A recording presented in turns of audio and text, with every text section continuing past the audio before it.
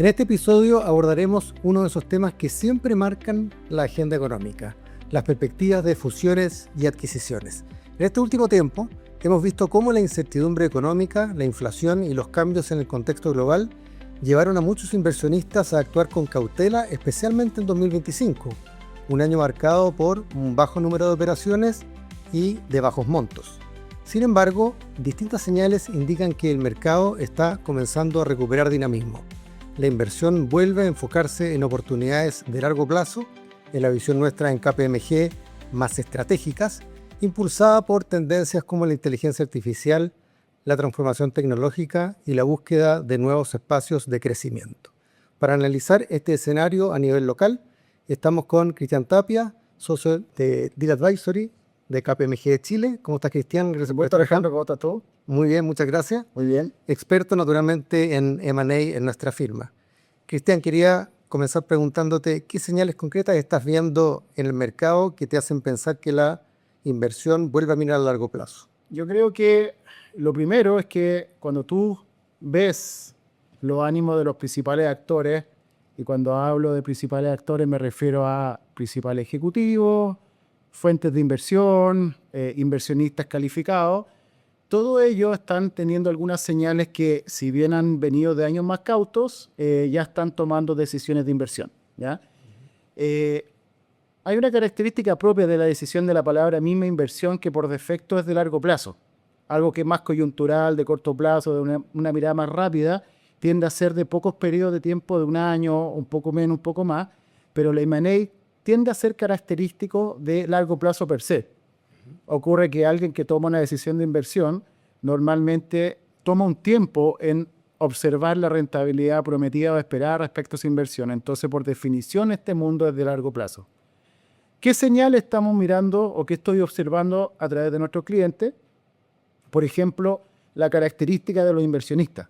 Nosotros en Chile, afortunadamente, todavía estamos observando inversión muy sofisticada de países tan potentes como Estados Unidos, Europa o el Asia tradicional y quizá un poco menos tradicional como puede ser algunas inversiones de países no tan recurrentes. Entonces, hay señales, se piensa en el largo plazo y también la característica de la inversión tiende a parecerse a algo a largo plazo.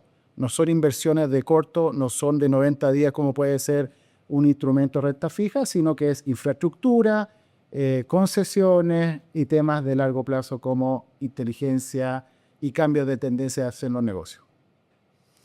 En el 2021 tuvimos operaciones récord en términos de monto. Luego en el 2024 un nuevo récord en número de transacciones. ¿Cómo estás viendo el programa en adelante? ¿Vamos a ver nuevamente esos años de cifras récords? Porque en la primera parte del 2026 ya tenemos cerca de 70 transacciones y montos que ya incluso superan los 3.000 millones de dólares. Claro, la gran disyuntiva, y esto a veces yo lo califico como el P y Q, tú puedes tener muchas operaciones pequeñas o pocas operaciones de gran tamaño, ¿ya? Yo creo que pasamos quizá en el 2024-2025 operaciones de gran tamaño, locales incluso, hago referencia, por ejemplo, a este proceso de fusión entre el Banco Security, entre el Grupo Security y el Grupo Vice. Y, por ejemplo, estamos observando que hacia final del 2025 y algo este año 2026 se están materializando grandes inversiones en negocios tradicionales, como puede ser el cambio de propiedad en Telefónica o, por ejemplo, todo lo que se está observando en el mundo de la salud. Y hablo de la salud en lo global, porque, por ejemplo, tenemos el caso del Grupo Banmédica, que involucra clínicas, seguros, negocio ambulatorio. Claro. Hay otros elementos bien interesantes que se han ido observando incluso por players no tradicionales. Por ejemplo, Codelco, que es una institución pública, como todos sabemos, ha empezado a desarrollar una estrategia que no se observaba tanto en esta industria, que era la búsqueda de alianzas, que si bien a lo mejor por definición no es un M&A per se, pero buscar esta fusión entre dos partes con objetivos comunes, nuevamente reafirma el punto que yo hablaba a largo plazo. Son formas quizás distintas, creativas de buscar alianzas, buscándose a largo plazo y ya volviendo a la atracción que Chile está acostumbrado de las grandes operaciones. Me vuelvo a este mismo ejemplo de Codelco en anticipar que cuando el negocio minero, la industria minera, haciendo una suma simple, tiene inversiones de no menos de 100.000 millones de dólares, que cuando uno piensa es un número grande, es un número que equivale a un tercio del PIB de todo el año. Entonces, pensar que no pueden haber consolidaciones a través de Money sería algo pesimista. Yo creo que también viene algo por ahí. Y en un escenario donde persisten factores de incertidumbre global, ¿qué elementos dirías tú que están pesando hoy día más en la toma de decisiones de quienes están evaluando una adquisición o hacer inversiones como las que tú describías recién? A mí siempre me ha gustado, y lo leí, no recuerdo bien de que o lo escuché de alguien más experto que yo de todas maneras, que existen dos formas de abordar esto. Uno habla de incertidumbre y uno habla de riesgos. Los riesgos, incluso el más alto de ellos, es escenario donde uno puede asignar una probabilidad de ocurrencia y un plan de acción. Incertidumbre es aquel escenario donde no tengo certeza de qué riesgo estoy enfrentando, entonces no puedo plantear una solución, una vía de análisis. Entonces, cuando nosotros hoy día hablamos, creo que tenemos una gran cantidad de riesgos, principalmente alocados en temas macroeconómicos quizás. Hay tendencia a que los crecimientos mundiales ya no están en las tasas históricas. Hay riesgos inflacionarios, hay riesgos incluso de tasa de interés. Ya vemos incluso algún debate que puede haber en el gobierno de Estados Unidos de si suben o no bajan la tasa, afectando al mundo.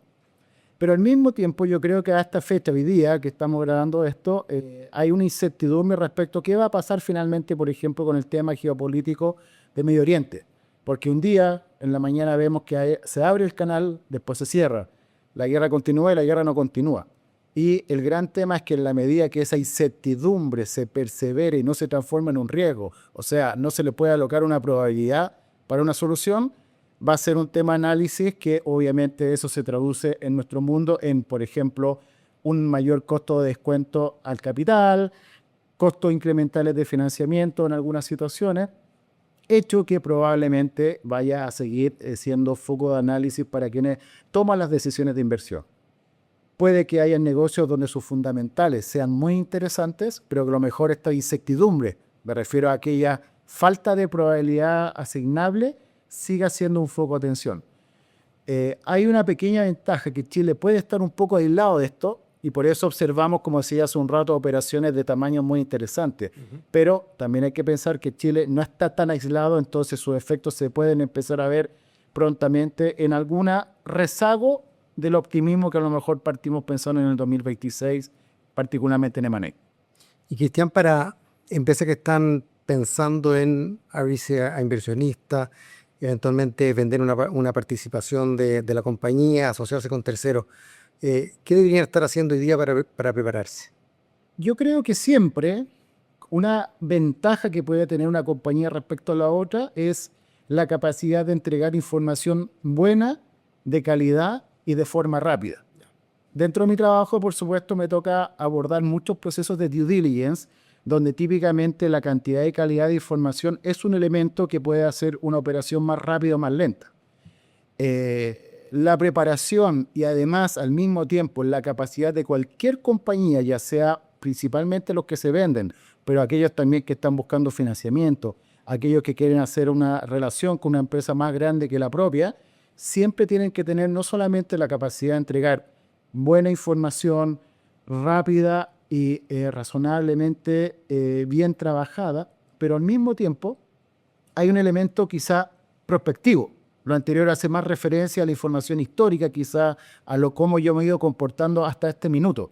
Pero cuando uno mira hacia el futuro, muy probablemente la capacidad de argumentar dónde están mis estrategias, dónde están mis objetivos, mi conocimiento del mercado y de los clientes, también es una necesidad, porque típicamente lo que empieza a ocurrir, sobre todo en transacciones, que tú cuando entregas información que no es fidedigna, que no tiene un sustento, los inversionistas rápidamente, porque nosotros estamos en un mundo de inversión sofisticada, rápidamente identifican cuando la información no es del todo cierta y no está suficientemente argumentada, y eso tiende a generar o rechazo o de frente en términos de conversaciones, porque lo que está detrás es que no te creo lo que tú me estás diciendo.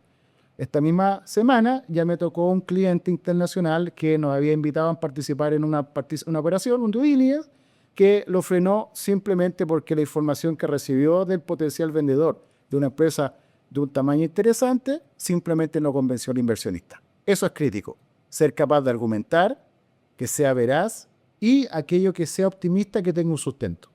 Los inversionistas buscan también algún optimismo, pero no son naif respecto a lo que escuchan.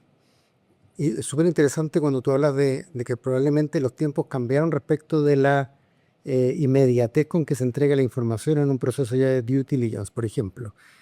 ¿Dirías tú que ahí la inteligencia artificial está jugando un rol en la preparación ya de la operación? Yo creo que hoy día podemos hablar desde perspectiva profesional y de la perspectiva, como a veces yo digo, de civil. Hay un elemento crítico que si hoy día no se termina de entender, estamos en una temporalidad equivocada, y es que la inteligencia artificial, yo me atrevería a decir que ya dejó de ser una ventaja. Es un mínimo y tiene que ser parte de los análisis y tiene que ser parte de lo que sustenta la entrega de información, cómo se analizan las compañías y cómo estas herramientas ayudan a hacer más eficientes los procesos. No es un caso personal, pero sí leí una experiencia de un líder de esta industria que contaba que le tocó participar en una operación, por ejemplo, de real estate, tema inmobiliario, donde había muchos contratos muy itemizados que a mí me tocaría o me tomaría mucho tiempo en leerlo si lo hubiese hecho como lo hacía antes, que era leer los contratos, tomar nota en un papel o en un Excel. El caso que mencionaba esta persona era que en los miles de documentos estaban leídos en minutos. Claro. Antes eso para mí significaba quizá tengo que contratar más gente porque no sé si voy a llegar en suficiente velocidad de lectura. Hoy día no. Hoy día la inteligencia te ayuda a eso. Hay que ser criterioso y cuidadoso. La inteligencia todavía alucina.